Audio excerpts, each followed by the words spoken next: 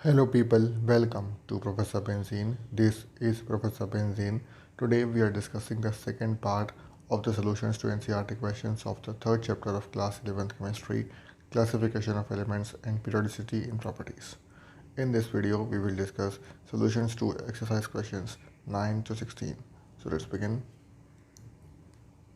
Ninth question is, what does atomic radius and ionic radius really mean to you? Atomic radius और ionic radius का actual meaning क्या है?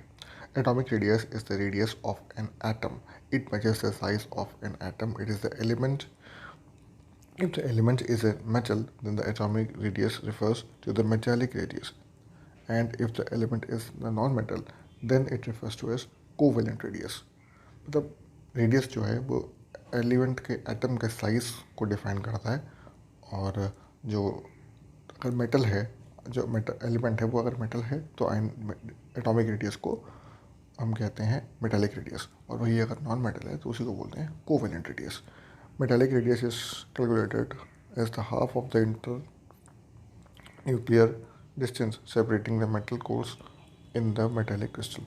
Metallic radius जो है वो calculate करते हैं half of the distance separating, यानी कि दो अलग एटम्स के बीच का जो डिस्टेंस है, मतलब दोनों के जो न्यूक्लियस हैं उनके बीच का जो डिस्टेंस है उसका half, that is the metallic radius. For example, the internuclear distance between two adjacent copper atoms in solid state is 256 picometers. Thus, the metallic radius of copper is taken as 256 upon 2, which is 128 picometer. Covalent radius is measured as the distance between the two atoms when they are found together in a single bond in a covalent molecule. एक covalent molecule में single bonded दो atoms के बीच की distance जो है उसको बोलते हैं covalent radius. For example, the distance between two chlorine atoms in chlorine molecule is 198 picometer. Thus, the covalent radius of chlorine is taken as 198 upon 2, which is 99 picometers.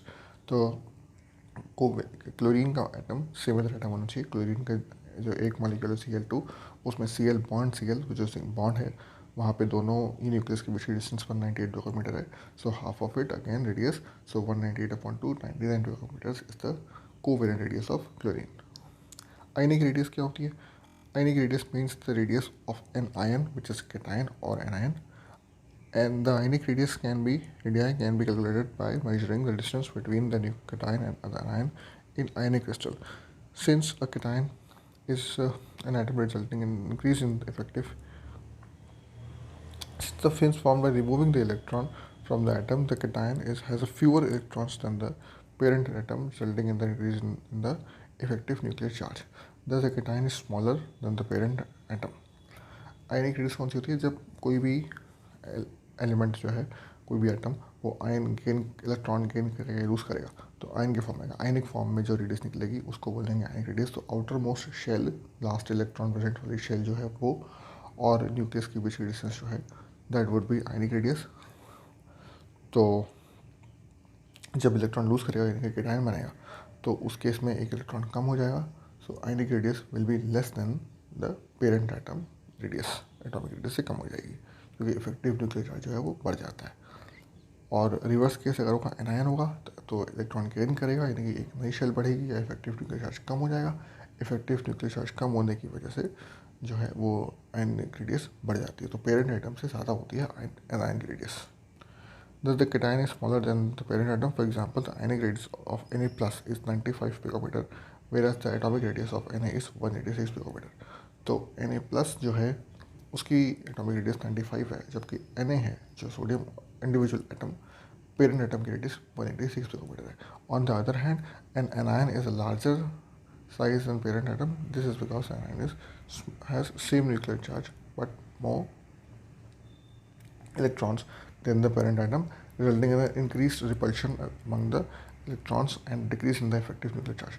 Example, F minus ion जो है, जो कि एक anion है, उसकी radius 136 picometre है, और fluorine atom की रेडियस जो है वो 64 पिकोमीटर है. तो यहाँ पे बढ़ गई रेडियस एनायन के केस में. Next question, how does atomic radius vary in a period and a group? How do you explain the variation? Atomic radius group और पीरियड में किस तरीके से वेरी करती है? The atomic radius generally decreases from left to right across a period. एक period में जब लेफ्ट टू राइट जाएंगे तो एटॉमिक रेडियस जो है वो कम होगी. This is because with the period the extra outer electron are present in the same valence shell and the atomic number increases from left to right across the period, resulting in an increase in the effective nuclear charge. Number of shell same रहती है, electron बढ़ते जाते हैं, electron बढ़ते रहेंगे outer most shell में, तो effective nuclear charge जो है वो बढ़ जाता है. इफेक्टिव न्यूक्लियर चार्ज ज़्यादा होता है तो attraction of the electrons on the nucleus increases. तो अट्रैक्शन जो है इलेक्ट्रॉन्स का टुवर्ड्स द न्यूक्लियस वो बढ़ जाता है, इसलिए साइज जो है वो घटेगा. On the other hand, atomic radius generally increases down the group. This is because the group, the principal quantum number n increases, which results in the increase in the distance between the nucleus and the valence electrons. जबकि on moving down the group, number of shell बढ़ती जाती है, number of shell बढ़ेंगी तो quantum number बढ़ेगा. इस number of shell बढ़ने की वजह से न्यूक्लियस और आउटर मोस्ट ऑक्यूपाइड जो शेल है शेल उसके बीच की डिस्टेंस बढ़ती जाएगी, इसलिए जो रेडियस है एटॉमिक रेडियस वो बढ़ जाती है. Next question. What do you understand by isoelectronic species? Name the species that will be isoelectronic with each of the following atoms or ions. Isoelectronic species कौन सी होती हैं? The atom or ions having the same number of electrons are called isoelectronic species. ऐसे atoms या ions जिनमें number of electrons same हो आपस में उनको बोलते हैं isoelectronic species. अब यहाँ पे कुछ दिया हुआ है, इनकी isoelectronic species बतानी है. पहला है F-. F- ion has 9 fluorine है 9 होगा, माइनस है +1 सो 10 इलेक्ट्रॉन्स. दस the species isoelectronic with it will have 10 electrons. अब 10 इलेक्ट्रॉन्स किस में होते हैं? Some of its isoelectronic species are Na+. Na में 11 होते हैं, प्लस है एक इलेक्ट्रॉन कम हो गया 10 electrons. Neon noble gas 10 electrons. O2- oxygen में 8 होते हैं, 2 गेन किए 2 माइनस है. O10 + 8 8 + 10 2 10 electrons. And Al3 + 13 - 3 3 loose किया इसने तो 10 electrons. Second is argon. Argon is 18 electrons. Thus the species isoelectronic with it will have 18 electrons. Some of the isoelectronic species are S2-. Sulphur में 16 होते हैं, 2- 2 gain की 18 हो गए. Chlorine Cl-. क्लोरीन is 17, एक गेन किया 18 हो गए. और K इज पोटेशियम 19, एक लूज किया इलेक्ट्रॉन तो 18 बचे. एंड Ca2+ कैल्शियम 20 होते हैं, 2 लूज किए तो अगेन 18 बचे. Next is Mg2+ which is magnesium. Magnesium is 12 and 2+ is loss of 2 electrons which is 10 electrons. Again we have 10 electrons. अब इसके आइसोटोनिक कौन से होंगे? F-, Ne, O2- और Al3+. Next is Rp+, rubidium 37 plus is minus एक electron lose किया 37 - 1 36. Now 36 electrons किस में होते हैं? Isoelectronic with bromine Br- which is 35 + 1 एक इलेक्ट्रॉन गेन किया 36 electrons. Krypton 36 which is noble gas. And Sr2+ strontium 38 - 2 2 electron lose किए 36. Next, consider the following species: N3-, O2-, F-, N3+, Mg2+, and Al3+. What is common in them? Arrange them in the increasing order of ionic radii. इनके बीच में common क्या है? Each of the given species ions has the same number of electrons 10, hence they are isoelectronic species. N3+, 7 + 3, O2- 8 + 2, F- 9 + 1, Ne+, 11 - 1, Mg2+, 12 - 2, and Al3+, 13 - 3. सो सब में number of electrons जो है वो 10 है. All of them are isoelectronic species. अब इनको increasing order of ionic radii के form में अरेंज करना है. तो the arrangement of the given species in the order of increasing nuclear charge is as follows. Nuclear charge बढ़ने की जो है जिसमें चार्ज ज़्यादा होगा तो इलेक्ट्रॉन्स अगर कम हो जाएंगे तो चार्ज बढ़ जाएगा ऑब्वियसली. तो N3- से ज़्यादा O2- उससे ज़्यादा F-, उससे ज़्यादा Na+, उसके बाद Mg2+ और maximum will be Al3+, loss of 3 electrons. So nuclear charge is +7, +8, +9, +12, +11 and +13. So in order of increasing it ionic radii will be as the reverse of it. में सबसे ज़्यादा N3- का होगा, उससे कम O2- उस उससे कम, F माइनस उससे कम, Na plus उससे कम, Mg2 प्लस उससे कम, Al3 plus. So least in the ascending order, least will be Al3 plus and most will be N3 minus. Next, explain why cations are smaller and anions are larger in radii than the parent atom. Anion cation जो है वो parent atom से छोटा क्यों होता है और anion parent atom से बड़ा क्यों होता है radii में. The cation has a fewer number of electrons than its parent atom while its nuclear charge remains the same. As a result, the attraction of electrons to the nucleus is more in cation than its parent atom. Number of electron जो है वो कम हो जाते हैं लेकिन charge same रहता है, इसलिए अट्रैक्शन बढ़ जाता है between the nucleus and the electrons. As a result, the attraction of electrons of the nucleus is more than the cation and its parent atom. Therefore, cation is smaller in size. जब attraction बढ़ जाएगा और पास आ जाएगा electron nucleus के तो size कम हो जाएगा. And it's on the other hand when an ion has one or more electrons than the parent atom, more electrons, जो एनायन है उसके केस में इलेक्ट्रॉन ज़्यादा हो जाते हैं than the parent atom. Increase in the repulsion, उस case में रिपल्शन बढ़ जाएगा in the valence electrons. Repulsion बढ़ेगा तो nucleus has more electrons anions than its parent atom, hence the anion is very large. जब रिपल्शन ज़्यादा होगा तो डिस्टेंस बढ़ जाएगी, डिस्टेंस बढ़ेगी between nucleus and the outermost shell. जब डिस्टेंस बढ़ गई तो उस केस में साइज जो है वो बढ़ जाएगा, इसलिए anion has much larger size than its parent atom. Next question, what is the significance of the terms isolated gaseous atom and ground state while defining the ionization enthalpy of an electron gain enthalpy. Isolated gaseous atom और ground state क्या significance है जब हम बात करते हैं ionization enthalpy की और इलेक्ट्रॉन गेन एंथैल्पी की. Ionization enthalpy is the energy required for removing an electron from the isolated gaseous atom. Isolated gases atom से एक इलेक्ट्रॉन रिमूव करने के लिए जो एनर्जी रिक्वायर्ड होती है उसको बोलते हैं ionization energy in its ground state. Ground state में कोई भी आइसोलेटेड गैसेस एटम से एक इलेक्ट्रॉन लूज कर निकालने के लिए जो एनर्जी रिक्वायर्ड होती है उसको बोलते हैं ionization enthalpy. Although the atoms are widely separated in the gaseous state, there are some amount of attractive forces among the atoms. To determine the ionization enthalpy, it is impossible to isolate a single atom, but the force of attraction can be further reduced by lowering the pressure. For this reason, the term isolated gaseous atom is used.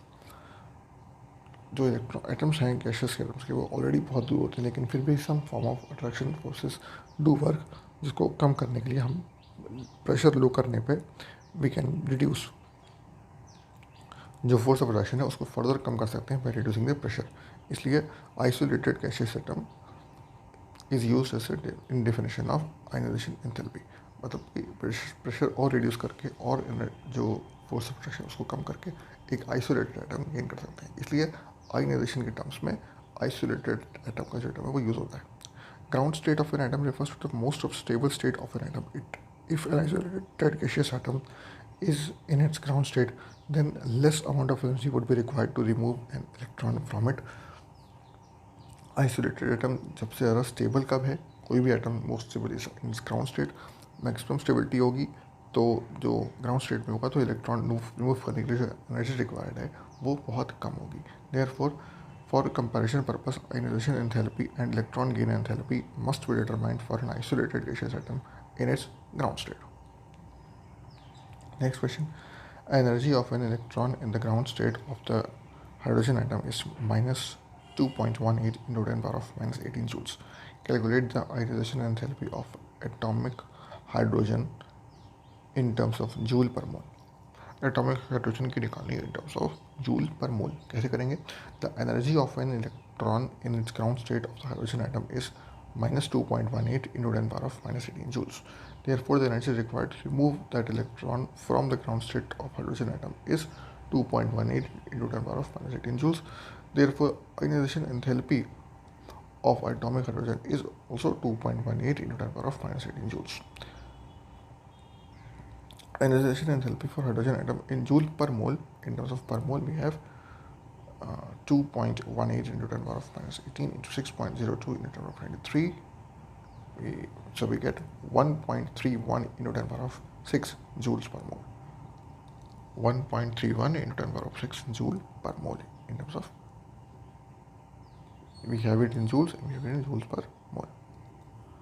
Next question, arrange among the second period elements, the actual ionization enthalpies are in the order Li less than B less than Be less than carbon less than oxygen less than nitrogen less than fluorine less than neon. Explain by. Pe has higher energy than boron, oxygen has lower than nitrogen and fluorine. ऐसा क्यों होता है? During the process of ionization, the electron can be removed from beryllium atom is a 2s electron. तो electron जो beryllium से हट रहा है वो 2s इलेक्ट्रॉन है, whereas electron remove from the boron atom is 2p electron. Boron से 2p निकलेगा और बेरिलियम से 2s निकलेगा. Now 2s electrons are more strongly attracted to the nucleus than 2p electrons. Therefore, more energy is required for removal of 2s electron from beryllium than the energy required for the removal of 2p electron from boron. Hence, beryllium has higher energy than boron. अब beryllium जो है, beryllium के case में जो electron है वो कहाँ से निकल रहा है? वो निकल रहा है फ्रॉम 2s शेल, और बोरॉन के केस में 2p से निकल रहा है. 2s जो है वो न्यूक्लियस के ज़्यादा पास होता है, इसलिए वहाँ पे अट्रैक्शन ज़्यादा होता है, तो उधर से इलेक्ट्रॉन निकालने के लिए एनर्जी रिक्वायर्ड ज़्यादा होगी अदर देन 2p. इसलिए beryllium has higher energy than boron. In nitrogen, 3 2p electrons of nitrogen occupy 3 different atomic orbitals. However, in oxygen, 2 of the 4 2p electrons of oxygen occupy the same 2p orbital. This results in an increase in the electron repulsion of oxygen atom. As a result, the energy required for removal of the fourth 2p electron from oxygen is less as compared to the energy required for one electron from nitrogen. Hence, oxygen has lower energy than nitrogen.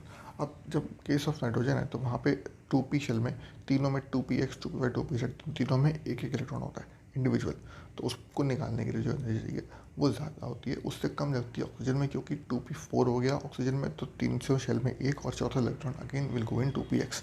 तो 2px वाला जो electron है वहाँ पर repulsion हो रहा है दोनों इलेक्ट्रॉन्स के बीच में आपस में, तो वहाँ पर एनर्जी और कम लगेगी इलेक्ट्रॉन को निकालने के लिए, इसलिए ऑक्सीजन की energy is less than nitrogen energy.